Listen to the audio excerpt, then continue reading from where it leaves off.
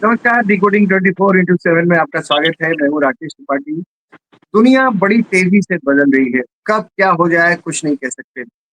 ऐसा लगता है कि हमास-इज़राइल संघर्ष बस खत्म होने वाला है, क्योंकि जिस तरह से ट्रंप नेतन्याहू को अपने सामने बिठाकर कतर से माफ़ी मंगवाते हैं, मुझे लगता है वो किसी भी कीमत पर ये संघर्ष खत्म करना चाहते हैं।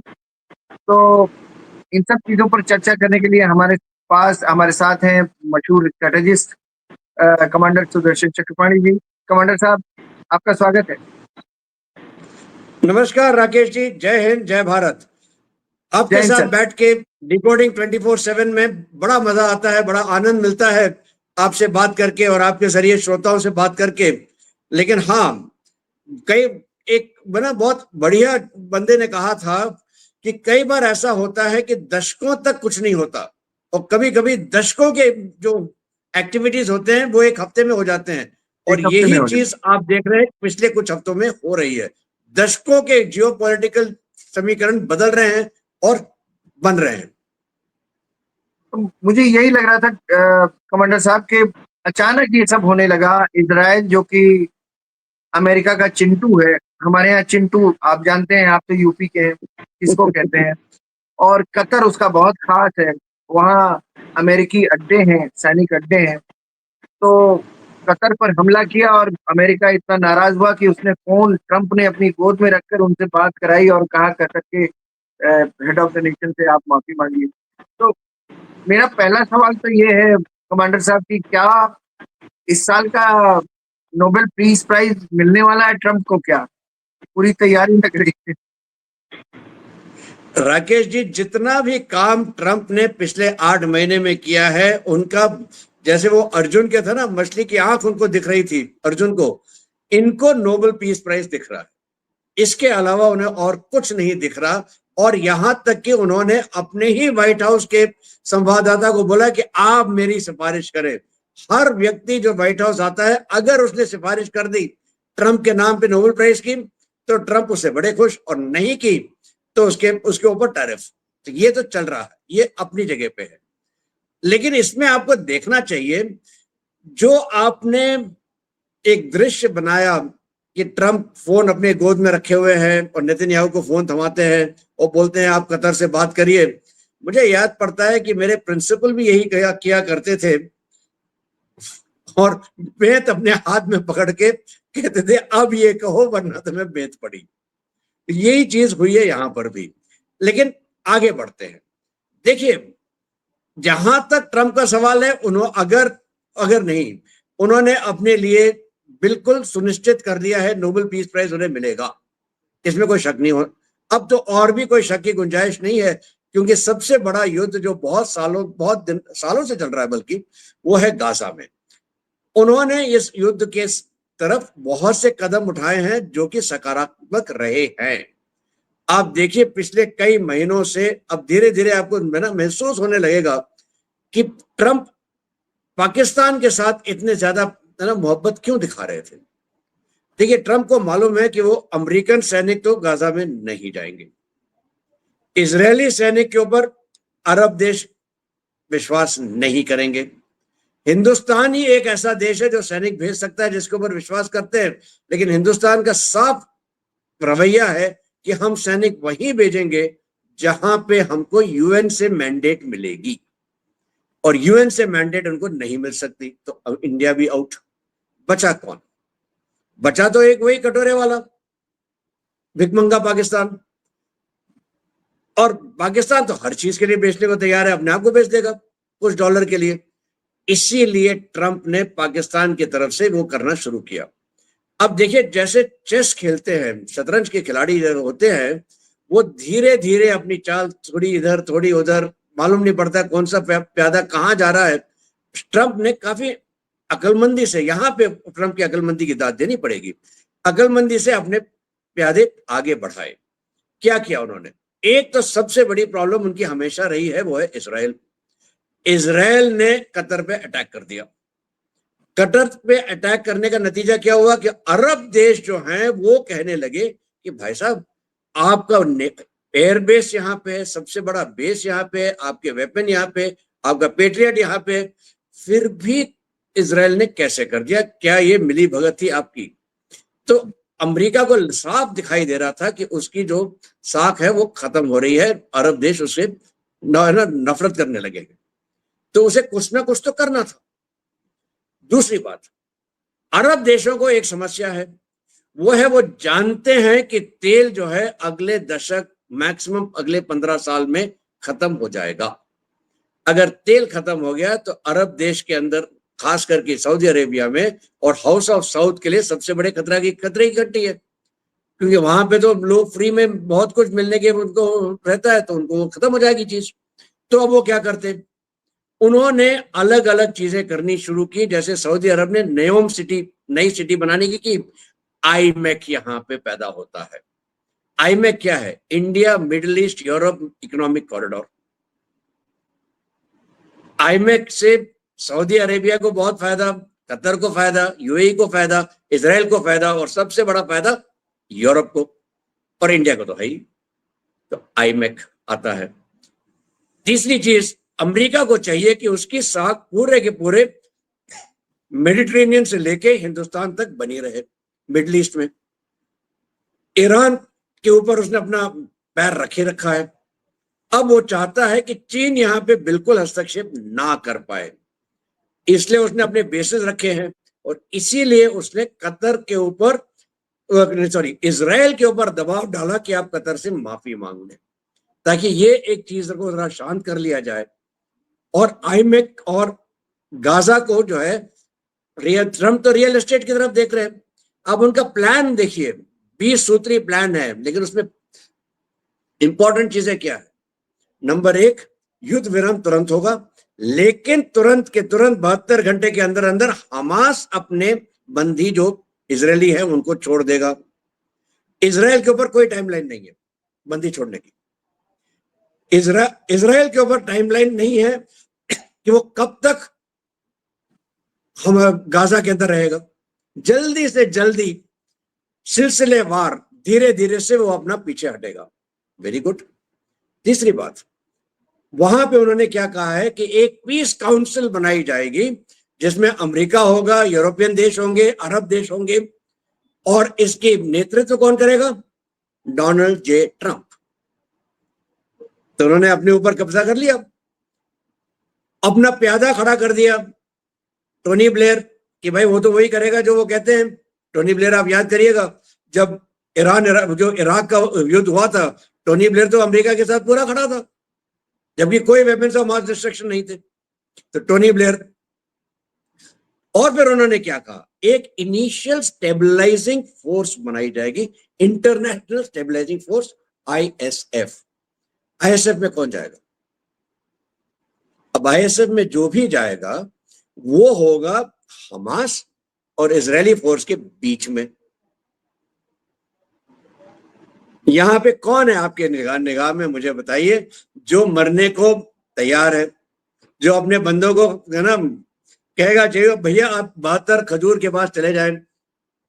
पाकिस्तान।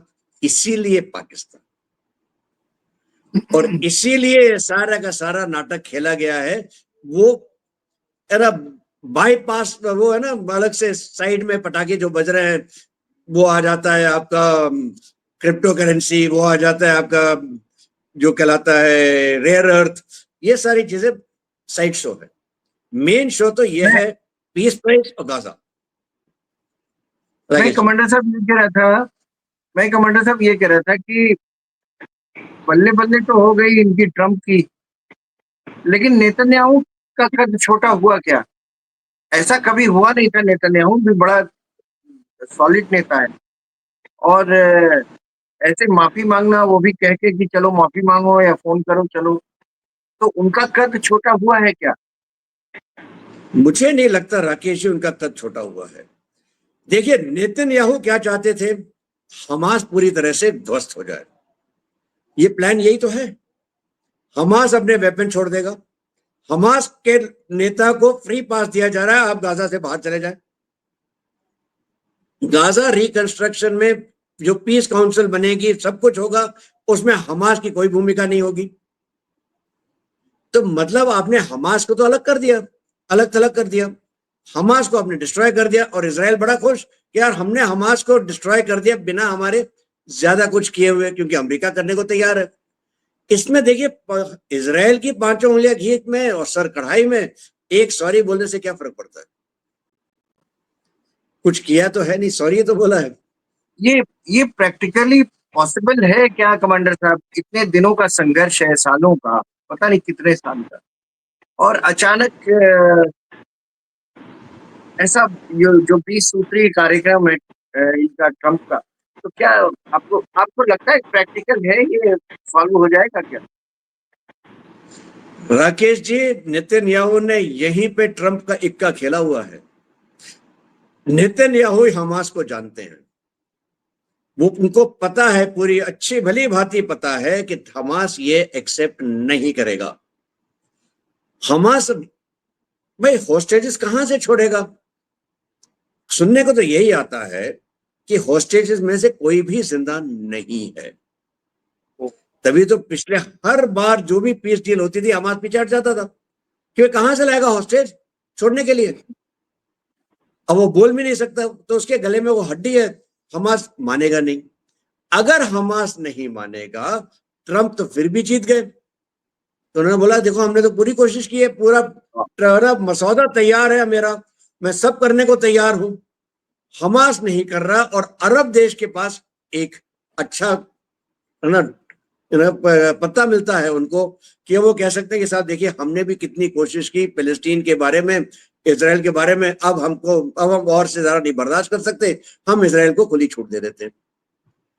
देखिए इस मसौदे के बावजूद आज भी इसराइल गाजा के ऊपर अटैक कर रहा है, बंद नहीं हुए। आज भी इसराइल के डिफेंस मिनिस्टर ने कहा है गाजा में सारे पैलेस्टीनियन गाजा सिटी को छोड़ के आप बाहर चले जाएं, क्योंकि अगर आप नहीं जाएंगे तो हम ये मान लेंगे कि आप हमास के साथ हैं, और फिर आपको अगर जो भी होगा वो आपकी जिम्मेदारी।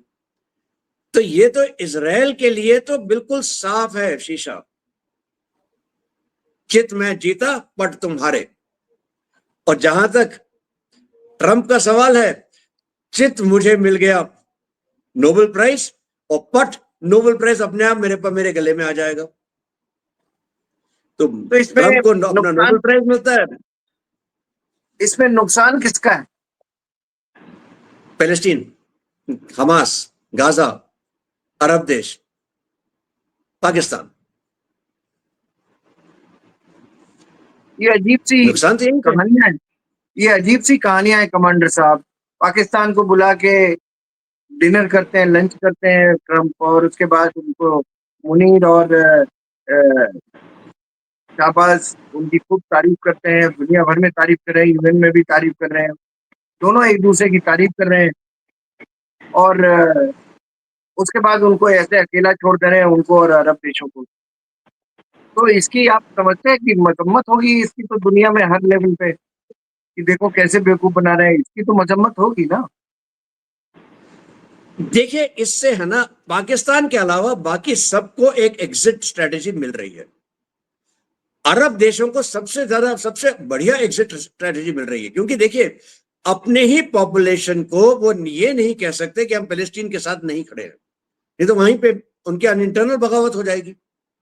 तो अब तो ये कह रहे हैं कि हम तो फिलिस्तीन के साथ खड़े हैं, हम फिलिस्तीन को रिकंस्ट्रक्शन की बात कर रहे हैं।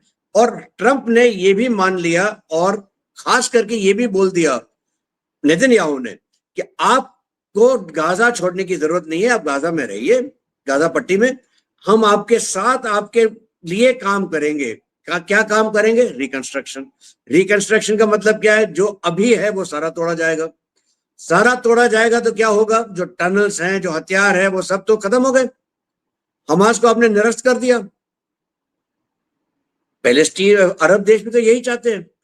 देखिए कोई भी अरब देश जिसके पास यथा जमीन है, बंजर जमीन है, चाहे वो सऊदी अरब हो, चाहे वो सीरिया हो, चाहे वो इजिप्ट हो, सबके पास बंजर जमीन है, लेकिन कोई भी ये जमीन पैलेस्टीनियन को नहीं देता। क्यों? क्योंकि ये सबसे ज्यादा कट्टर है। अरब देश खुद कहते हैं कि ये हमें ये ना लोग नहीं चाहिए, लेकिन वो उनसे मुंह भी नहीं मोड़ सकते क्योंकि इस्लामिक उम्मा है। तो इन हालात में अरब देशों को बहुत बढ़िया एग्जिट स्ट्रेटजी मिल गई है। तो ये कह सकते हैं अपने देशवासियों को, देखिए हम तो कर रहे हैं, और सारा डिकरा फोड़ेंगे हमास के ऊपर। हमास ऐसी जगह में फंसा हुआ है तो कि उसके गले में जो हड्डी है ना निकली जाती है ना निकाली जाती है। वहां पे पैलेस्टीनियन अथॉरिटी जो है, जो वेस्ट बैंक में बैठी है, वो आराम से साइड में बैठ के तमाशा देख रही है, उसने कोई कुछ नहीं कहना, क्योंकि वो खुद चाहती है कि हमास डिस्ट्रॉय हो जाए, खत्म हो जाए, ताकि वो अपने नुमाइंदे गाजा वाले हिस्से में कर दें। वेरी गुड, तो वो भी खुश है। तो खुश कौन नहीं होगा? पाकिस्तान।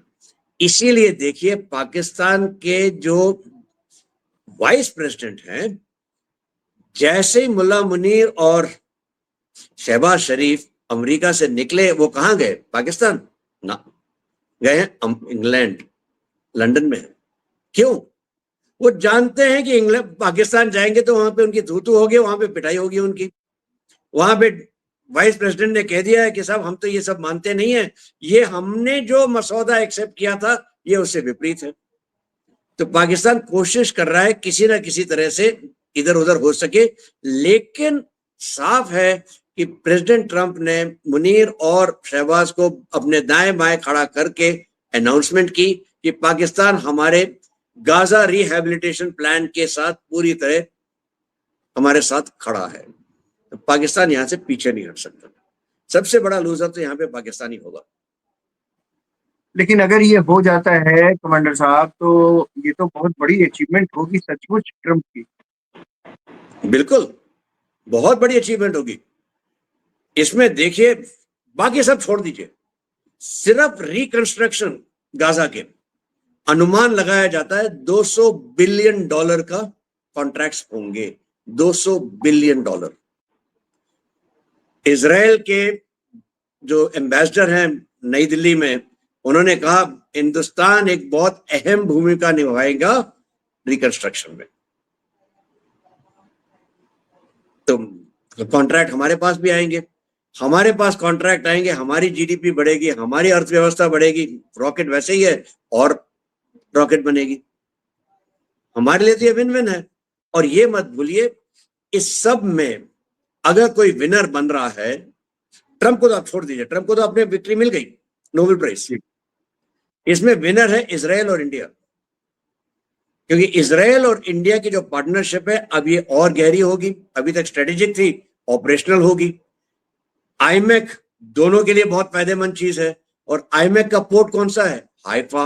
हाइफा ऑपरेट कौन करता है? अडानी।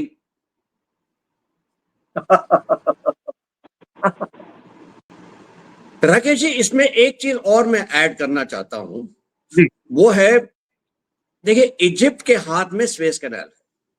स्वेज कैनाल आपको याद होगा, तकरीबन 1.5 साल पहले वहां पे एक जहाज फंस गया था, तो तकरीबन 10-12 दिन के लिए स्वेज कैनाल बिल्कुल बंद हो गई थी।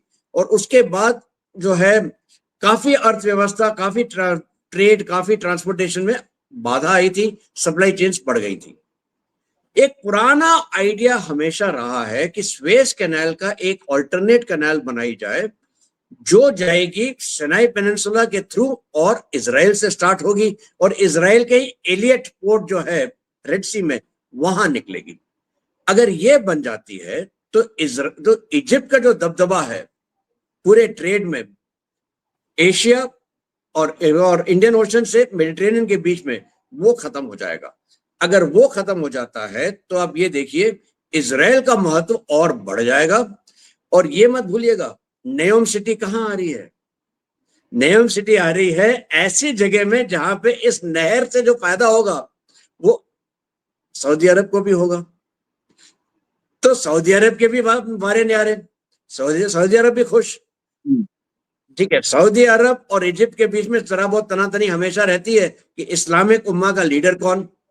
सऊदी अरब कहता है मैं हूं, वहां टर्की कहता है कि नहीं मैं हूं, और अल सीसी भी कहते हैं कि भाई हम कहां गए यार, हम भी तो हैं। इसीलिए इजराइल चाहता है कि पैलेस्टीन गाजा को निकाल के, पैलेस्टीनियंस को गाजा से निकाल के आप या तो सिनाई पेनिनसुला में उनको बसाएं इस नहर से दूर, या फिर उनको सीरिया में बसाएं। इजिप्ट कहता है आपको जहां बसाना है बसाए, लेकिन सनाई में नहीं करेंगे क्योंकि वो मेरी जमीन है, मैं नहीं चाहता कि वो यहाँ पे आए। तो ये कश्मकश यहाँ पे है। और ये मान के चलिए जैसे जैसे ये मसला रिजॉल्व हो जाता है गाजा का, तो आपका जो नहर है हाइफा टू इलियट वो बन जाएगी। वो बनती है तो आपको इजिप्ट के ना बाईपास करने का मौका मिल जाएगा, और इसमें आईएमएफ के लिए बहुत बड़ा फायदा होगा, क्योंकि आईएमएफ के लिए एक ऑल्टरनेट रूट भी बन जाता है कि आप पानी के जरिए भी आ सकते हैं। एक मसला रह जाता है वो है हूती। हूती को तो बाद में सॉर्ट आउट किया ही जा सकता है धीरे धीरे करके, लेकिन ये चीज जो है बहुत अहम है। ये जो आपने सुएज कैनाल की बात बताई बहुत सिग्निफिकेंट है दुनिया के लिए भी और वहाँ उस इलाके के लिए भी। मैं एक और बात की तरफ आपको आकर्षित करना चाहता हूँ। पाकिस्तान में एक इलाका है पीओके जो हमारा कश्मीर था, जिन्होंने कब्जा कर लिया था 1948 में, और वहाँ पर बहुत हंगामा है आजकल। तो क्या है उसका सिग्निफिकेंस, क्या है उसकी वजह, अगर शॉर्ट में अगर आप बता सकें, और भारत के लिए उसका सिग्निफिकेंस क्या है, तो राकेश इस जी, पर कुछ बताएं। पीओके जो है, हाँ सॉरी, कंटिन्यू करिए। जी जी, प्लीज अच्छा, कंटिन्यू। तो राकेश जी देखिए, पीओके जो है हमारे लिए बहुत अहम जगह है। क्यों? पीओके अगर हमारे हाथ में आ जाता है अलोंग विद गिलगिट बाल्टिस्तान, हमारे पास लैंड रूट हो जाता है अफगानिस्तान का, और अफगानिस्तान के जरिए हम सेंट्रल एशियन रिपब्लिक पहुंच जाते हैं, और उसके जरिए रशिया तक पहुंच जाते हैं। चाइना नहीं चाहता कि गिलगिट बाल्टिस्तान उस इंडिया के पास आए, क्योंकि उसने एक डैम भी बनाया है, पानी भी उसको चाहिए है, और उसका जो सीपेक है वो इसी एरिया से निकलता है, पीओजेके से। हमारी क्या रिक्वायरमेंट है? हमको वो जमीन चाहिए है पीओजेके की और गिलगिट बाल्टिस्तान की, लेकिन हमको वो कट्टरवादी सोच वाले वहां पे जो बैठे हैं पंजाबी मुसलमान, वो हमें नहीं चाहिए, क्योंकि पाकिस्तान ने तो डेमोग्राफिक चेंज कर दिया था पीओजेके में। बिल्कुल। तो वो हमें वो कट्टर लोग नहीं चाहिए। हमने एक बहुत बढ़िया तरीका अपनाया है, और वो है कुछ नहीं करने का। देखिए, नरसिम्हा राव की एक थ्योरी कहलाती थी डू नथिंग थ्योरी। वो कहते थे given time every problem will solve itself, कि आपको कुछ ना करें अपने आप चीजें सुलझ जाएंगी। हमने यहाँ पे इसका इस्तेमाल बहुत बढ़िया तरीके से किया है, और हम बार बार कुछ ना कुछ एक शगुफा छोड़ देते हैं, लेकिन हमें मालूम है पीओजेके अपने आप हमारी गोद में गिरेगा, और आजकल जो हो रहा है वो बिल्कुल उसी की तरफ हो रहा है। पीओजेके की हकीकत क्या है? पीओजेके के पास रिसोर्सेस है। सबसे बड़ा रिसोर्स पानी, और उससे उत्पादन होती हुई बिजली। सबसे महंगी बिजली पाकिस्तान में किसको मिल रही है? पीओजेके को।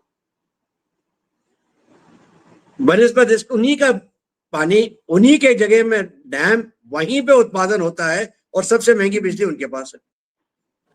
बेसिक फैसिलिटी नहीं है।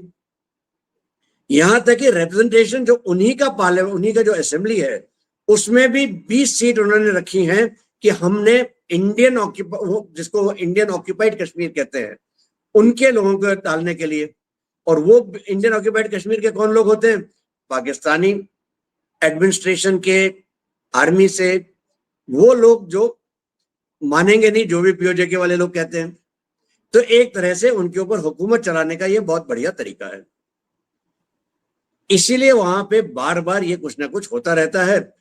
बार बार वो प्रॉमिस करते हैं कि हम आपको फ्री में बिजली दे देंगे, हम आपको खाना देंगे, हम आपको ये देंगे, हम आपको वो देंगे। होता कुछ नहीं है। इस बार जो है बात काफी आगे बढ़ गई, यहां तक कि आजादी के नारे लगने लगे।